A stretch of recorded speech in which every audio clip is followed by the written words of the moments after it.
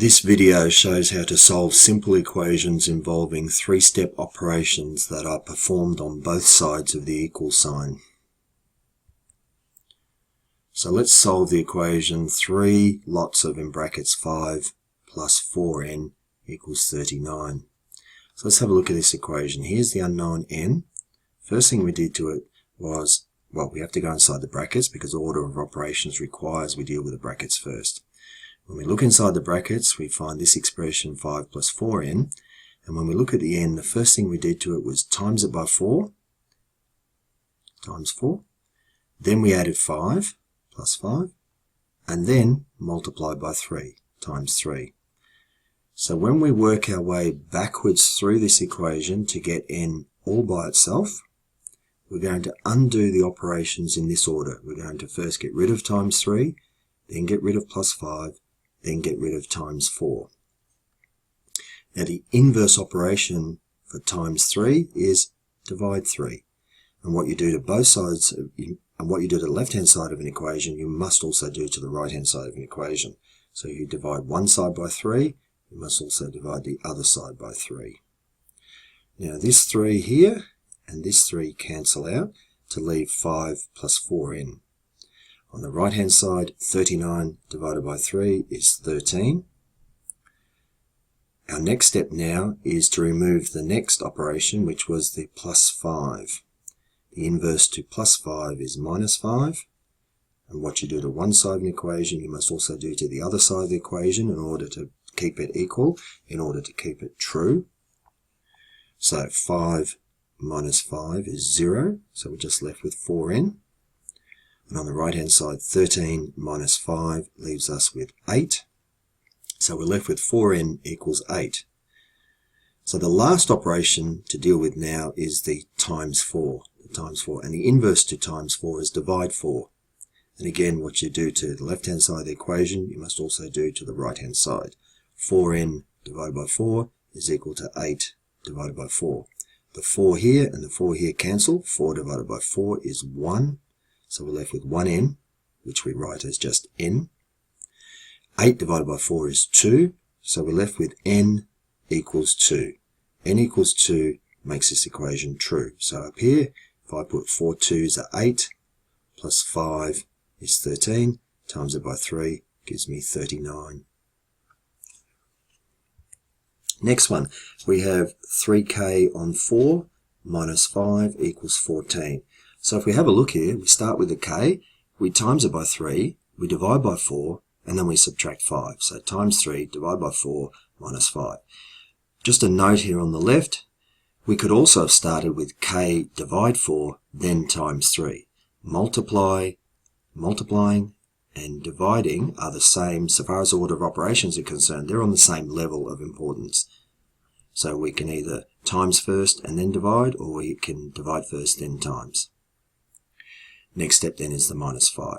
But let's just stick with the times 3, divide 4, and then minus 5. So here's our order. Here's the operations we performed on the variable k, or the pro-numeral k. First times it by 3, then divide by 4, then minus 5. So when we solve this equation, we're going to work backwards through this list and undo each of these until we get k all by itself.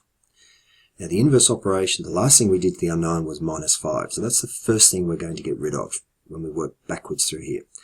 The inverse operation for minus 5 is plus 5. So we're going to add 5 to both sides of the equation. We have to add the same to both sides to keep it equal, to keep the equation true. So here, 3k on 4 minus 5 plus 5, or minus 5 plus 5 is 0, so they disappear, and we're left with 3k over 4. On the right-hand side, 14 plus 5 is 19. The next operation we're going to undo is the divide 4, and the inverse operation to divide 4 is times 4. So we times both sides of the equation by 4 to keep it equivalent. Divide 4 times 4, they cancel out. That 4 divide that 4, they cancel out. We're left with 1. So we're left with just 3k. 3k all by itself, the 4's disappear. 3k is equal to 19 times 4 is 76. Alright. Next step now is to get rid of the times 3, and the inverse operation for times 3 is divide 3. So 3k divided by 3, well, 3 divided by 3 is 1. 1 times k is just k. We don't write 1 times k, we just write k because they both mean the same thing.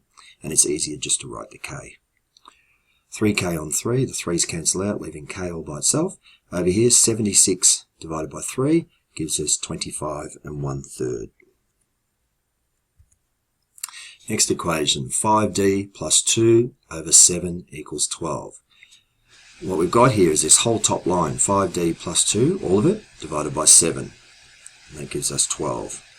So the first thing we did to the unknown d was times it by 5. Then we added 2. Then we divided the whole lot by 7. So the first operation was times 5. Second operation plus 2. Third operation divide 7. Remember the fraction bar here is the vinculum underlines the entire top line, so it's the whole top line divided by 7. You could also put brackets around it to show that. Okay, inverse operation to divide 7 is times 7, so we're going to multiply both sides of the equation by 7. Now, times 7, divide 7, cancel out, leaving us with just 5d plus 2. 5d plus 2 on the left, 12 times 7 is 84 on the right. Next operation we're going to remove or undo is the plus 2. The inverse operation, the plus 2, is minus 2. So we're going to subtract 2 from both sides of the equation.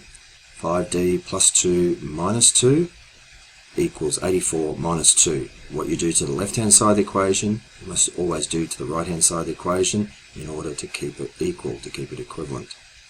Plus 2 minus 2 is 0. We're left with 5d. 5d on the left all by itself. 84 minus 2 is 82 on the right-hand side. And then the next operation we're going to get rid of is the times 5. The inverse to times 5 is divide 5.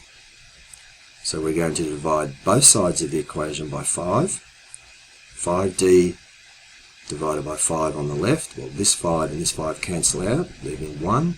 We've got 1d, just d, is equal to 82 on 5, which gives us 16.4. So d equals 16.4. If we put that back in there, 5 times 16.4 plus 2 divided by 7 will give us 12. Next equation, 3 times in brackets y over 5 minus 2 equals 6.